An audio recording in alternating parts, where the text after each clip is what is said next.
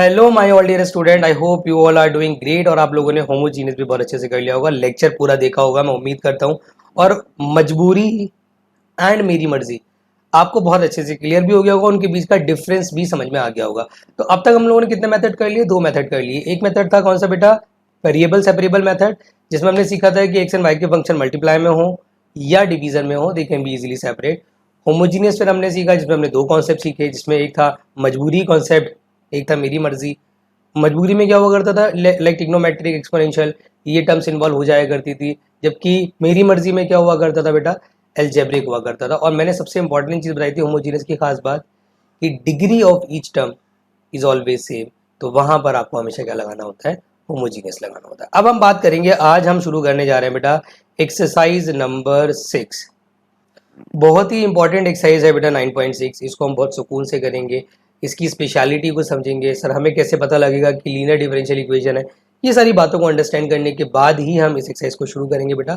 तो पहले बात कर लेते हैं कि लीनियर डिफरेंशियल इक्वेशन क्या होता है। जो इसका नाम है वही इसका काम है। मैंने क्या लिखा बेटा यहाँ पे? Linear differential equation. देखो ये जो वर्ड इंस्पायर्ड है लीनियर, अगर आप थोड़ा सा ऑब्जर्व करें बेटा, वर्ड इंस्पायर्ड क्या है? लीनियर। ये इंस्पायर्ड है लीनियर इक्वेशन से। और आप लोगों ने एक सीखा है chapter which is called polynomial, बचपन में सीखा है हमने। हमें पता है बेटा कि वहाँ पे जब किसी की डिग्री 1 होती है तो लीनियर कहा जाता है, और उसकी स्टैंडर्ड फॉर्म होती है, you know that a x plus b. It is the standard form of the linear differential equation. तो सॉरी, मैं कहूँगा द लीनियर इक्वेशन। तो डिग्री अगर 1 होगी तो हम समझ जाएंगे कि वो आपकी लीनियर डिफरेंशियल इक्वेशन। अब सवाल ये उठता है कि सर डिग्री किसकी 1 होगी? ये थोड़ा सा यहाँ पे समझने वाला टॉपिक है, तो समझिए बेटा। मैंने बोला differential equation is linear differential equation if the dependent variable and it's derivative appear only in the first degree. अब यहाँ पे एक बच्चों के मन में सवाल आ जाएगा कि ये सर आपका डिपेंडेंट वेरिएबल क्या है? तो मैं बता देता हूँ, आप लोगों ने बेटा डिफरेंशिएशन में सीखा है, जो डीवा बाई डी एक्स आप निकालते हैं उसमें ध्यान रखना, जो ऊपर वाला वेरिएबल होता है वाई, उसे हम बोलते हैं डिपेंडेंट वेरिएबल। हमेशा ध्यान रखना बेटा, पहली बात ये होता है डिपेंडेंट वेरिएबल। और जो x होता है this is known as independent variable. Independent मतलब अगर मैं आपको आसानी से समझाऊं तो क्या होगा कि जिसका डेरिवेटिव आप निकाल रहे हो which is called the dependent variable, और जिसकी रिस्पेक्ट में निकाल रहे हो which is known as independent variable. तो आपके पास क्या होगा कि जो डिपेंडेंट वाला होगा वेरिएबल और उसका जो डिफरेंशिएशन होगा उसकी डिग्री हमेशा 1 होगी। एग्जाम्पल के तौर पर देखो, हमारे पास ना जो स्टैंडर्ड फॉर्म है इसकी, जो लीनियर डिफरेंशियल इक्वेशन की, वो मैंने लिख दी है, या तो इस फॉर्म में होता है या इस फॉर्म में होता है।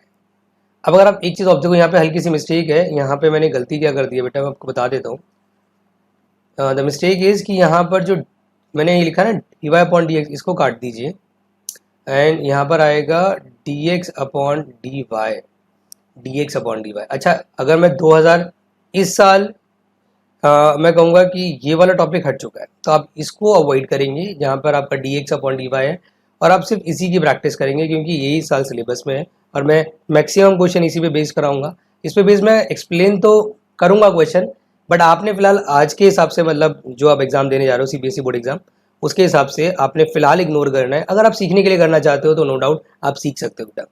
तो इसमें हो क्या रहा है, अगर आप ध्यान से देखेंगे तो जो हमारा वाई है और जो उसका डिफ्रेंशिएशन है उसकी डिग्री 1 है। y और उसका डिफरेंशिएशन दोनों की डिग्री 1 है।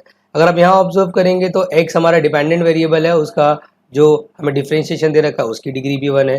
तो इन केस अगर x या y में से, लेकिन आपके हिसाब से सिर्फ आप ध्यान देंगे किस पे? ओनली y पे। अगर x या y में से कोई एक भी, मैं कहूँगा इंडिविजुअल होगा, नंबर 1 इंडिविजुअल होगा, नंबर 2 उसकी डिग्री क्या होगी बेटा? डिग्री 1 होगी, नंबर 3 एल्जेब्रिक होगा। देखो अकेला होना चाहिए, अकेला मतलब जैसे एग्जाम्पल के तौर पर अगर मैं इसकी बात करूं, यहाँ पर जो y है वो एक ही होना चाहिए। ऐसा नहीं कि y इस तरफ भी है, y उस तरफ भी है, y 2 बार एडिशन में है, ऐसा नहीं चलेगा। इसकी स्पेशलिटी ये है कि y इंडिविजुअल होना चाहिए, y की डिग्री 1 होनी चाहिए, मतलब 1 से ज़्यादा नहीं हो सकती। y square, y cube, y 4 नहीं चलेगा। और सबसे इंपॉर्टेंट चीज़ एल्जेब्रिक होना चाहिए, मतलब e की power y sine y log y भी नहीं चलेगा। तो अगर वो इंडिविजुअल है x या y में से कोई, और अगर उसकी डिग्री 1 है, और अगर वो एल्जेब्रिक है, अगर ये तीनों कंडीशन सेटिस्फाई होती हैं तो ही वो लीनियर होगा, अदरवाइज वो लीनियर नहीं होगा। और उसकी स्टैंडर्ड फॉर्म क्या है बेटा, it is the standard form जिसके अंदर मैंने स्पेसिफाई किया हुआ है कि पी एंड क्यू क्या होते हैं। इस वाले केस की अगर मैं करूं बात, तो पी एंड क्यू मैंने लिखा हुआ है they are the function of x, लेकिन अगर हम इसकी बात करेंगे तो इसमें क्या होगा, p and q they are the function of y. दोनों में डिफरेंस है, ऑब्वियस सी बात है। अगर यहाँ पे d y by d x है तो वाई अकेला है और पी एंड क्यू एक्स की टर्म में। अगर आपका d x upon d y है तो एक्स अकेला है, but p and q in terms of y है, तो जो अकेला है पी एंड क्यू उसके अपोजिट वेरिएबल में होंगे। तो आपने स्टार्टिंग क्या करनी है बोले बच्चों, सबसे पहले आपने निकालना है इंटीग्रेटिंग फैक्टर।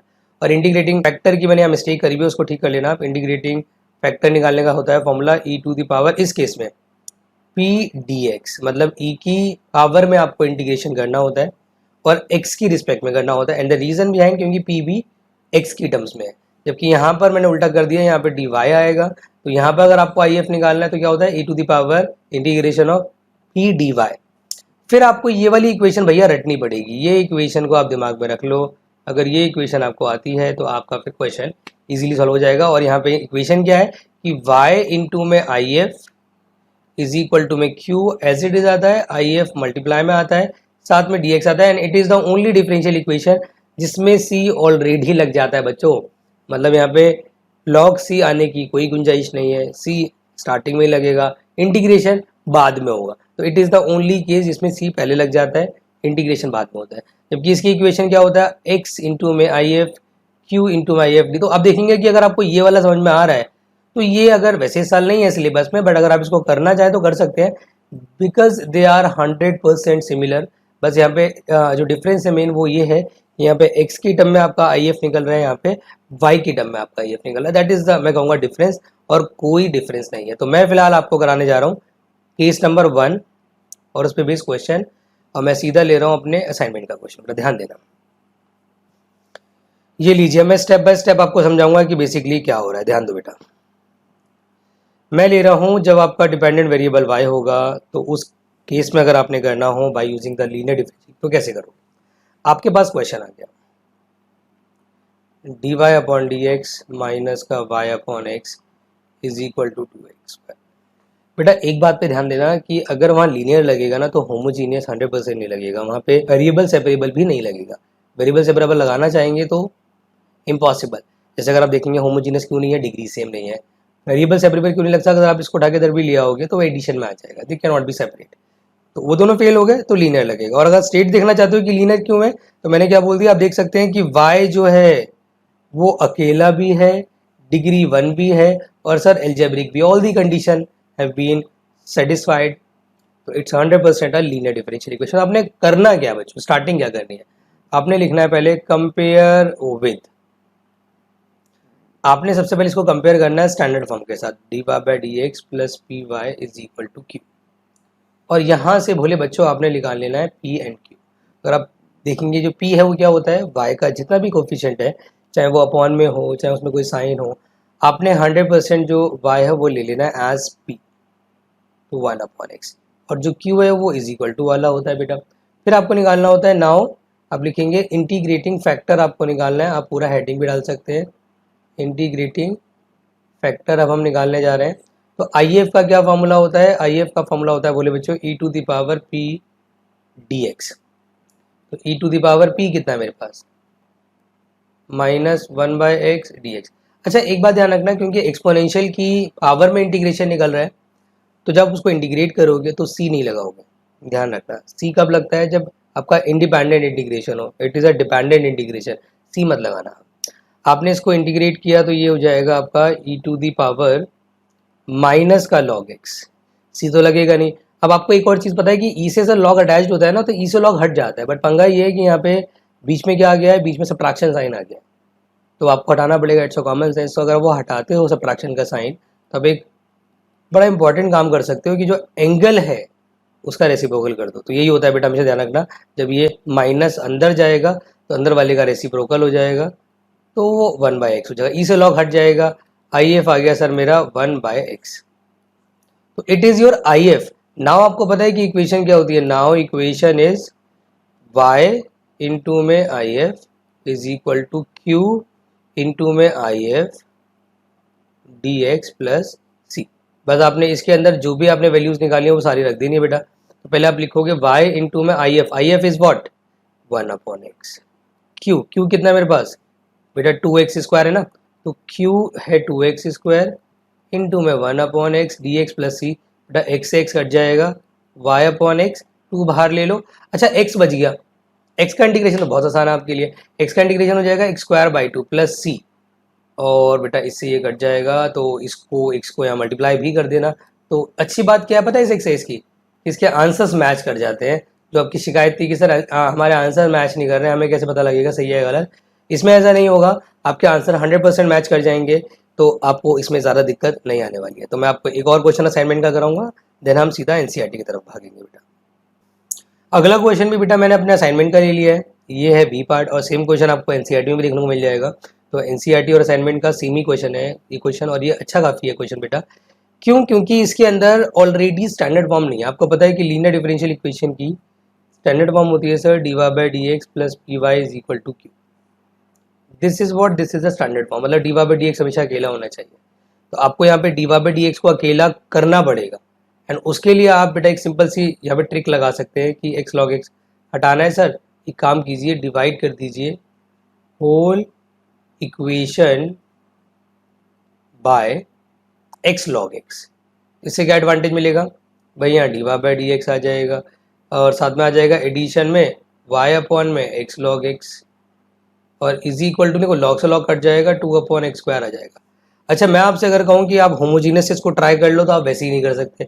आप कहेंगे सर log है, और log के एंगल में तो ऑलरेडी x/y या y/x होना चाहिए। होमोजीनियस की खास बात मैंने आपको बताई थी, मजबूरी कॉन्सेप्ट बन सकता था ये, बट ऑलरेडी log के एंगल में कुछ भी नहीं है ऐसा, तो होमोजीनियस नहीं हो सकता। वेरिएबल सेपरेबल इसलिए नहीं हो सकता कि अगर आप y/में x log x को उधर लेके जाओगे तो वो सब्ट्रैक्शन में आ जाएगा, और सब्ट्रैक्शन में कभी वेरिएबल सेपरेट नहीं होते। It should be a linear, और रीजन आपको साफ साफ नजर आ रहा है कि हमारा जो y है वो बेचारा है। y बेचारा क्यों है? क्योंकि उसकी डिग्री 1 है, वो एल्जेब्रिक है, और क्या है, और हाँ इंडिविजुअल है। तो ये तीन चीजें यहाँ पे सेटिस्फाई हो रही हैं बेटा, तो हम कह सकते हैं कि इट 100% है लीनियर डिफरेंस। तो इसको सीधा आप क्या करेंगे, इसके साथ इसका कंपैरिजन करेंगे, और आपको p मिल जाएगा 1/x log x, और आपको q मिल जाएगा 2/x²। फिर आप लिखेंगे नाउ if का सिंपल सा फॉर्मूला होता है e⁻p dx, e⁻1/x log x, जो कि हो सकता है सर e⁻log x, क्योंकि नीचे का डेरिवेटिव एग्जैक्टली ऊपर दे रखा है आपको। आप log x को उठा के t पुट कर सकते हैं, but it will take time. मैं सीधा कर रहा हूँ log x, इसे log अटैच्ड है, हट जाएगा, तो if इज इक्वल टू कितना हो जाएगा बच्चों log x। तो दिस इज योर if। अब आपको पता है कि क्या लिखना है, आप बोलेंगे सर अब तो एक सिंपल सी इक्वेशन आएगी हमारी, लिख देना now equation is y into में if q इंटू में if dx प्लस सी। तो y इंटू में if कितना है log x, q कितना हमारे पास 2/x² इंटू में log x dx plus c. अब सवाल उठता है कि सर इसका इंटीग्रेशन कैसे होगा, यहाँ से सारा रूल इंटीग्रेशन का है। तो आपको पता है दो फंक्शन मल्टीप्लाई में वो एक दूसरे का डेरिवेटिव नहीं है। मैंने आपको बताया था बेटा कि हम एक को मानते हैं फंक्शन फर्स्ट, आई लेट के हिसाब से एल पहले आता है ना, तो ये फर्स्ट हो जाएगा, ये सेकेंड हो जाएगा, राइट। चलिए तो आपने क्या करा बेटा y log x रोक लिया, ऑब्वियस सी बात है। यहाँ पे पहले वाले फंक्शन को रोकते हैं सर, सेकेंड वाले का इंटीग्रेशन करेंगे, माइनस पहले वाले का डिफ्रेंशिएशन करेंगे 1/x, सेकेंड वाले का इंटीग्रेशन 2/x dx प्लस सी रहेगा, y log x यहाँ आ जाएगा, देखो माइनस 2/x log x तो रहेगा ही रहेगा, ये हो जाएगा देखो हो गया 2/x²। उसको सीधा मैं कर देता हूँ इंटीग्रेट, माइनस का 2/x प्लस सी, यहाँ से कुछ कॉमन आ रहा है, यस सर कॉमन तो आ रहा है, कॉमन आ रहा है माइनस 2/x, अंदर क्या बचेगा log x प्लस 1। और क्योंकि मैंने आपसे बोला था कि जो इस तरफ होगा log उसको अपॉन में लेके जाते कब का, अगर कुछ कट रहा होता, हम लिख रहे हैं सर कुछ एडवांटेज नहीं मिलेगा, तो आप log को y के साथ ही रहने दो, और यही आपका आंसर माना जाएगा, और सिंप्लीफाई करने की जरूरत आपको नहीं है। हमेशा ध्यान रखना if जो है मल्टीप्लाई में होता है, उसको इस तरफ लेके कब जाते हैं, जब कुछ कैंसल आउट हो रहा हो, अगर कुछ नहीं कट रहा तो आप वहीं रहने दोगे, वहीं आपके लिए बेस्ट ऑप्शन है। अब थोड़ा और टफ क्वेश्चन ले लेते हैं, मैं इस बार आपके एनसीईआरटी से ले लेता हूँ। इस बार मैंने बच्चों ले लिया आपके एनसीईआरटी का क्वेश्चन नंबर 8। अब ये क्वेश्चन ऐसा है जो देखने में कहीं से कहीं तक लीनियर का नहीं लग रहा है, क्योंकि यहाँ पे पहली बात तो डीवा बाई डी एक्स ही नहीं है सर, और दूसरी बात ये है कि लेकिन हाँ एक चीज़ यहाँ नजर आ रही है, अगर आप थोड़ा पूरी इक्वेशन को ऑब्जर्व करेंगे तो आप देखेंगे सर ये वाली सिचुएशन में एक बात तो है कि वाई अभी भी अकेला है, वाई की डिग्री 1 है, वाई एल्जेब्रिक है, मतलब ये तो समझ में आ गया कि इट्स अ लीनियर। होमोजीनियस क्यों नहीं हो सकता? क्योंकि कॉट एक्स है सर, और कॉट के एंगल में ऑलरेडी वाई अपॉन एक्स है, एक्स अपॉन वाई नहीं है। भैया वेरिएबल सेपरेबल क्यों नहीं हो सकता? अगर आप इसको उठा के इधर ले जाओगे तो सब्ट्रैक्शन में आ जाएगा, नहीं सेपरेट हो पाएंगे सर। तो लीनियर तो है, स्टैंडर्ड फॉर्म में नहीं है। स्टैंडर्ड फॉर्म क्या होती है? देखो स्टैंडर्ड फॉर्म आप बार बार दिमाग में रखो बेटा, होती है d y by d x plus p y is equal to, this is the standard form. तो पहली बात तो d y by d x चाहिए, तो इस डी वाई को हमें डी एक्स से डिवाइड करना पड़ेगा। अगर डी एक्स से डिवाइड करके छोड़ दूंगा तो साथ में 1 प्लस एक्स स्क्वायर एक्स्ट्रा रह जाएगा, जो कि हमें डिमांड में नहीं, हमें नहीं चाहिए, हमें d y by d x अकेला चाहिए। तो what we can do is, हम कर सकते हैं कि divide the whole equation by 1 plus x square और साथ में डी एक्स से डिवाइड कर सकते हैं। तो कुल मिला के यहाँ पे आ जाएगा d y by d x, क्योंकि 1 प्लस एक्स स्क्वायर से 1 प्लस एक्स स्क्वायर खत्म हो जाएगा, प्लस में आ जाएगा बेटा 2x अपॉन में 1 प्लस एक्स स्क्वायर, और dx खत्म हो जाएगा, साथ में y रहेगा। इधर आ जाइए सर, cot x अपॉन में 1 प्लस एक्स स्क्वायर और dx खत्म हो जाएगा।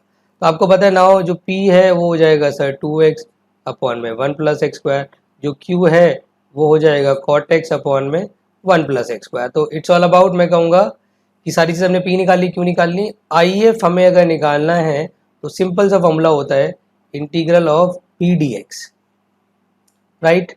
तो IF हमारा हो जाएगा sir e to the power 2x upon में, और इसका इंटीग्रेशन आपको बहुत आसानी से आना चाहिए बेटा, नीचे का डेरिवेटिव ऊपर दे रखा है, आप सीधा सीधा इंटीग्रेट करेंगे, that is log 1 plus x square. अच्छा सी मत लगाना, ई से log अगेन अटैच्ड आगे, ज़्यादातर वैसे ऐसे ही होता है IF के अंदर, पता है ज़्यादातर, मतलब हम नॉट सेइंग कि हमेशा, ज़्यादातर ऐसा होता है कि ई और log अटैच्ड आ जाते हैं, ई से log हट जाता है और आपके पास बेसिकली बच जाता है जो एंगल होता है, तो 1 प्लस एक्स स्क्वायर बच जाएगा। Now equation is y into में IF, q इंटू में IF dx प्लस सी।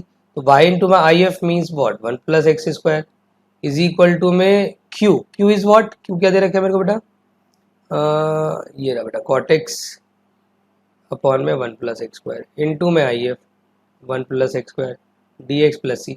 लो जी, इससे ये खत्म हो जाएगा, तो y 1 plus x square cot x का हो जाएगा बच्चों log sin x plus c. और आप अगेन देख रहे हैं कि कुछ कटता हुआ नजर नहीं आ रहा है, तो आपको यहीं छोड़ना पड़ेगा, and that should be your final answer. हाँ अगर 1 प्लस एक्स स्क्वायर कट रहा होता तो हम उसको जरूर अपॉन में लेके जाते। तो आई विश आपको 8 क्वेश्चन क्लियर हो गया होगा। एक क्वेश्चन लेते हैं 9 क्वेश्चन, वो काफी इंटरेस्टिंग क्यों है, क्योंकि उसमें वाई ना 2 बार दे रखा है, तो उसे और डिस्कस कर लेते हैं बेटा। बच्चों अगला क्वेश्चन मैंने आपके लिए लिया है क्वेश्चन नंबर 9, बढ़िया क्वेश्चन है, और बच्चा इसलिए थोड़ा घबरा जाता है इसके अंदर कि सर वाई आपने कहा था इंडिविजुअल, बट वाई यहाँ पे इंडिविजुअल कहाँ है, तो कोई घबराने वाली बात नहीं है, क्वेश्चन बड़ा आसान है, इनिशिएटिव मैं आपको दे देता हूँ, कर आप खुद से लेना कि x d y by d x. आप क्या करो, सबसे पहले तो जो x की टर्म है वो इधर नहीं होनी चाहिए, आप इसको पहले इधर शिफ्ट करो, मतलब आपने क्या करना है, पहले ये वाले x को इधर ले जाना है, तो यहाँ पे बचेगा y x y cot x, और वो वाला x इधर चला गया। आपको पता है y भले ही यहाँ पे 2 बार है, लेकिन ये फिर भी लीनियर बन सकता है अगर हम y कॉमन ले लें, और y बहुत आसानी से हमारे यहाँ कॉमन आ रहा है बेटा। तो अगर मैं कॉमन ले लेता हूँ तो it will become 1 plus x cot x, और अभी भी आप देखेंगे कि it is not in the standard form, ये स्टैंडर्ड फॉर्म में नहीं है। आपको सबसे पहले क्या करना पड़ेगा, divide the whole coefficient by x, मतलब divide whole term by x, तो यह हो जाएगा d y by d x plus 1 by x cot x y is equal to x, sorry x नहीं रहेगा यार, हमने एक्स से डिवाइड कर दिया ना, तो इज इक्वल टू में 1 हो जाएगा। चलो मैं एक काम करता हूँ, इसको कंप्लीट एक्सप्लेन कर देता हूँ, एक और ट्रिक यहाँ पे काम आएगी आपके, तो वो भी आप समझ लीजिए बेटा। आप P लोगे तो वो 1 बाय एक्स कॉट एक्स हो जाएगा, आप Q लोगे तो इस बार 1 हो जाएगा। आपको पता है IF कितना होगा, IF होगा sir e to the power 1 by x cot x का होल इंटीग्रेशन। तो आपको दोनों का एडिशन में करना है बेटा। आप पहले ऑब्वियस सी बात है किसका करोगे, 1 बाय एक्स का करोगे तो दैट इज log x, फिर आप किसका करोगे, कॉट एक्स का करोगे log sin x।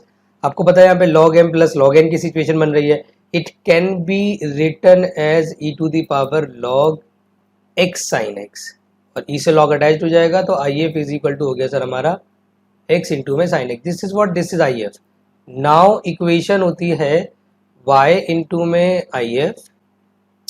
अब यहाँ पे q की कोई वैल्यू नहीं है बेटा, q को आप कंप्लीटली इग्नोर कर दीजिए क्योंकि 1 है, 1 मल्टीप्लाई करोगे, लेकिन हाँ if की वैल्यू है, that is x sin x dx plus c. और आप इसको मानेंगे फर्स्ट, इसको मानेंगे second, and you can apply IBP. तो y x sin x पहले वाले फंक्शन को रोका, सेकेंड का इंटीग्रेशन माइनस में होगा, माइनस पहले वाले का डिफरेंशिएशन 1, सेकेंड का माइनस का cos x प्लस c. तो y x sin x, वैसे इतना मुश्किल क्वेश्चन ये नहीं था, बट एक चीज़ मैं आपको यहाँ बता देता हूँ बच्चे कि ना जो ये x sin x है आप इस बार अपॉन में लेके जाएंगे कि इस बार आपको एडवांटेज मिल रहा है, बहुत सारी चीज़ें कट भी रही हैं, तो यहाँ पे कुल मिला के ना ये हो जाएगा माइनस का 1, नहीं सॉरी x से x कटेगा, माइनस का आ जाएगा cot x क्योंकि cos अपॉन में साइन कर देंगे ना, साइन से साइन कट जाएगा तो ये आ जाएगा 1 बाय एक्स और c अपॉन में आ जाएगा x sin x क्योंकि c के अपॉन में रखना ज़रूरी है क्योंकि c के साथ कुछ नहीं था तो कटेगा कुछ भी नहीं फिलहाल. तो ये आपका हो जाएगा फाइनल आंसर. तो इज इट क्लियर बेटा? उम्मीद करता हूँ कि आपको तो लीनियर डिफरेंशियल इक्वेशन की स्पेशलिटी और उसको करना कैसे वो ज़रूर समझ में आ गया होगा. एक ना एनसीईआरटी का बड़ा इंटरेस्टिंग क्वेश्चन है, उसकी तो पक्का सिर्फ आपको स्टार्टिंग ही कराऊंगा क्योंकि कई बार क्या होता है वो क्वेश्चन में बच्चा फंस जाता है क्योंकि वो इनफाइनाइट आईबीपी का केस बनता है. तो मैं आपको वो क्वेश्चन एक मैंने ले लिया बच्चों आप लोगों के लिए. क्वेश्चन नंबर 1 शुरुआत अब करिए हमने. क्वेश्चन नंबर 1 में क्यों ले रहा हूँ, मुश्किल नहीं है लेकिन कई बार बच्चा फंस जाता है एक सिचुएशन में, तो वो मैं आपको बता देता हूँ. एक मैंने ले लिया है क्वेश्चन नंबर 15 जिसमें मैं आपको बताऊंगा कि इसमें पर्टिकुलर सॉल्यूशन के लिए अगर आ जाए तो क्या करना है आपको. तो दोनों ही क्वेश्चन आप देख लीजिए, फिर आपकी वाली एक्सरसाइज हम कंप्लीट मानेंगे. एक केस मैं वो भी करा दूंगा dx अपॉन dy, भले ही वो 2020 के सिलेबस में नहीं है. आप सीखने के लिए इसको देखना चाहें तो देख सकते हैं, वरना क्योंकि ये वीडियो मेरे बच्चे अगले साल भी देखने वाले हैं तो बेटा उनके लिए मैं वाला टाइप ज़रूर कराऊंगा कि जब नेक्स्ट ईयर वो बच्चे देखें तो उनको वाला टाइप भी इजीली समझ में आ जाए. तो फिलहाल आपके सिलेबस में ये है और ये दोनों ही है. क्वेश्चन नंबर 1 भी है और 15 भी. तो पहले 1 की बात कर लेते हैं. हमें दे रखा है dy by d x plus 2y is equal to sine x. आप कंपेयर करोगे भोले बच्चों, आपको p मिल जाएगा 2, आपको q मिल जाएगा साइन एक्स. आपको पता है if होता है e to the power p dx.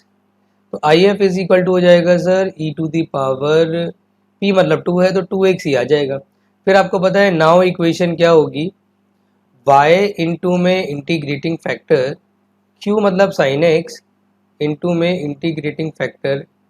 अब बेटा मैं आपको सिर्फ इतना बताना चाह रहा हूँ कि आप एक काम कीजिए क्योंकि इनफाइनाइट आईबीपी, अगर आपको याद हो मैंने आईबीपी जब इंटीग्रेशन बाय पार्ट्स कराया था तो मैंने बताया था कि एक्सपोनेंशियल और साइन मल्टीप्लाई में आते हैं, तो ये बार बार रिपीट होते रहते हैं आईबीपी के केस में. तो आप इसको आई मान लो बेटा या I1 मान लो और इस I1 को आप अलग से निकाल के सॉल्व करना और आईबीपी लगाना 2 बार, दूसरी बार में वो I1 ही बन जाता है. ठीक है, तो इसको आप अलग से निकाल के सॉल्व करना और इसमें रीपुट कर देना तो आपका आंसर आ जाएगा. तो ये मैं इनकम्प्लीट कर रहा हूँ बेटा, आपने इसको कंप्लीट करना है. एक ले रहे हैं पर्टिकुलर सॉल्यूशन का और आपका लीनियर डिफरेंशियल इक्वेशन खत्म हो जाएगा. आपने पूरी एक्सरसाइज करनी है. कौन से क्वेश्चन तो 2020 के सिलेबस में नहीं है वो भी मैं आपको बता दूंगा इस वीडियो के एंड में, तो आप उसको अवॉइड करेंगे फिलहाल. तो अगर मैं इसकी बात करूँ, देखो हमें समझ में आ रहा है साफ साफ किट साइड. मैं कहूँगा लीनियर डिफरेंशियल इक्वेशन y अकेला है, y की डिग्री 1 है, y अलजेब्रिक है, सर लीनियर होगा तो पहले p निकालूंगा माइनस का 3 cot x, फिर q निकालूंगा दैट इज साइन 2x. इनका यूज एंड में होगा, y is equal to sine 2x, x equal to pi by 2 end में. फिलहाल अभी कोई यूज नहीं है. फिर आपने निकाला बच्चों if.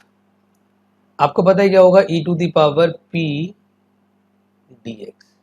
तो if कितना हो जाएगा भोले बच्चों, e to the power -3 log sine x.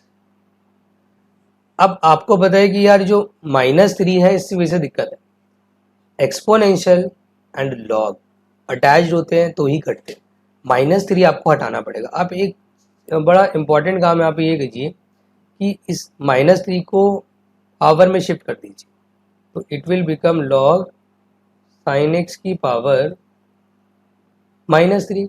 वही लॉग m की पावर n log m हो जाता है तो n को हम ऊपर लेगा. इस बार e से log अटैच्ड होगा तो वो हट जाएगा, तो यहाँ आ जाएगा 1 अपॉन में साइन क्यूब एक्स एक तरीके से, and which can be written as cosec cube x भी हम उसे लिख सकते हैं. फिर ये हमारा आई एफ आ गया। नाउ इक्वेशन क्या होता है, y into integrating factor q into integrating factor dx plus c. अब बच्चा यहाँ पे ना इंटीग्रेशन में भी कई बार फंस जाता है, उन्हें लगता है कि सर इंटीग्रेशन तो इसका बहुत टफ है, जबकि थोड़ा सा दिमाग लगाओगे आपको समझ में आएगा कि इंटीग्रेशन इसका बहुत आसान है बेटा। वो कैसे है देखो, आप क्या कर सकते हो, यहाँ पे जो आपका साइन 2x है इसका आप हाफ एंगल फॉर्मूला लगा सकते हो, है कि नहीं। तो आपने हाफ एंगल लगा दिया बेटा 2 sin x cos x, right. आपने क्या करा, cos x को सर हमें पता है कि cos x है cot tan आ जाए तो हमें सबसे ज़्यादा एडवांटेज जो मिलता है वो साइन कॉस में चेंज करने में मिलता है। तो आप इसे 1 में साइन क्यूब एक्स भी लिख सकते हैं। बेटा एक साइन से एक साइन काटोगे तो एक साइन बच जाएगा, मतलब साइन स्क्वायर बच जाएगा कुल मिला के। और उसको अगर मैं और सिंप्लीफाई करता हूँ तो ये हो जाएगा y cos क्यूब एक्स, ये हो जाएगा cos अपॉन में sine cot x 1 upon sine cosec x, तो 2 तो बाहर ही रहेगा। It will be cosec x cot x plus c, और इसका इंटीग्रेशन यू ऑल नो बेटा क्या होता है, माइनस का cosec x, वो भी 2 भी रहेगा साथ में यार, 2 लगाना भूल गया हम, माइनस का 2 cosec x। अब मैंने आपसे एक बड़ी इंपॉर्टेंट चीज बोली थी कि अगर इक्वल टू में कुछ कट रहा है तो काट दो और इसको इधर ले जाओ, तो आप cosec जो क्यूब है इसको इधर ले जाओगे अपॉन में हम सॉरी बेटा, तो y इज इक्वल टू हो जाएगा माइनस का 2, देखो एक cosec से एक cosec कट जाएगा, cosec स्क्वायर अपॉन में बचेगा। आप उसको ऊपर ले जाके क्या कर सकते हैं, साइन स्क्वायर कर सकते हैं। अब जैसे c है, c के अपॉन में क्या आएगा, cosec क्यूब एक्स आएगा, आप उसे ऊपर ले जा करके साइन क्यूब एक्स भी कर सकते हैं। तो ये सॉल्यूशन क्या हो गया, it is called the general solution. But हमें क्या निकालना है बेटा, हमें निकालना है पर्टिकुलर। तो हमें एक्स और वाई यहाँ रखना पड़ेगा, मतलब मुझे क्या करना पड़ेगा कि x की जगह we have to put pi upon 2 and y की जगह वी नीड टू पुट 2। तो अगर मैं यहाँ पे 2 रख देता हूँ फॉर एग्जांपल, और यहाँ पे पाई बाई 2 रख देता हूँ, तो जो कि साइन पाई बाई 2 1 होता है, तो -2 बचेगा, पॉजिटिव c बचेगा। तो c की वैल्यू सर कुल मिला के 4 आ रही है, और इस c की वैल्यू को यहाँ रिपुट कर दीजिए, तो एट लास्ट हमारा जो आंसर आएगा 4 साइन क्यूब एक्स पहले लिख दो।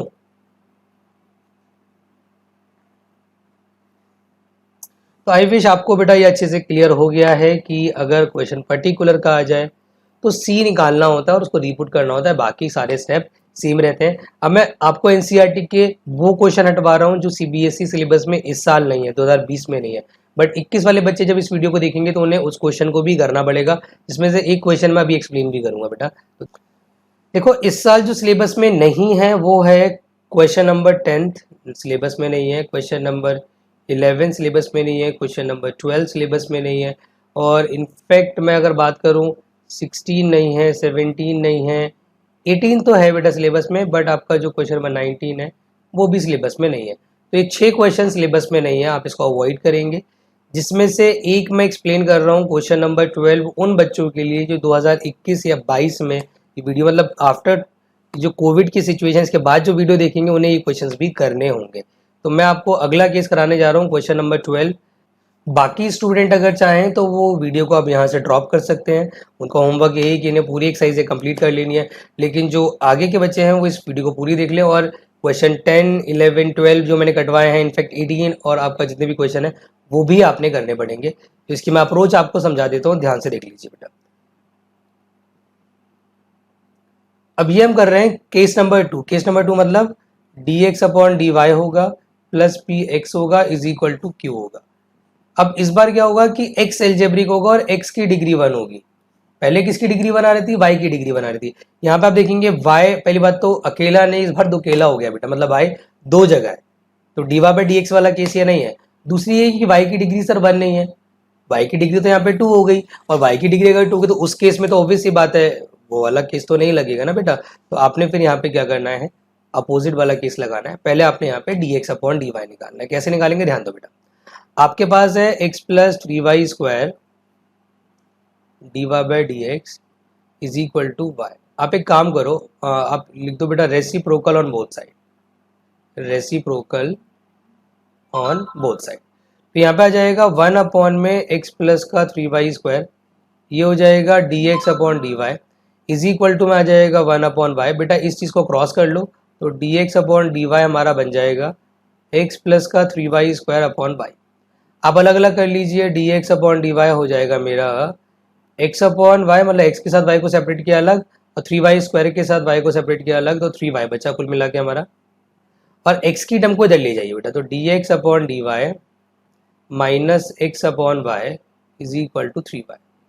Now it becomes a standard form of the, मैं कहूँगा आपका लीनियर डिफरेंशियल इक्वेशन। तो आपने सीधा सीधा क्या करना है, compare with dx upon dy plus p x is equal to q. बेटा p कितना हो जाएगा, माइनस 1 बाय बाय, q कितना हो जाएगा 3 बाय। आपको पता है कि if क्या होता है, e to the power minus 1 upon y d y, जिसका इंटीग्रेशन कितना हो जाएगा e to the power minus log y।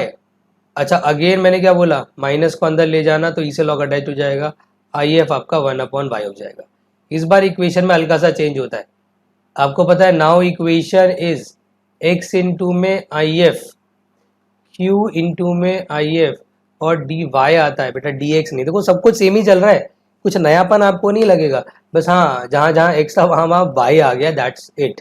और जहाँ y था वहाँ x आ गया, यहाँ पे x आ गया, पहले y हुआ करता था।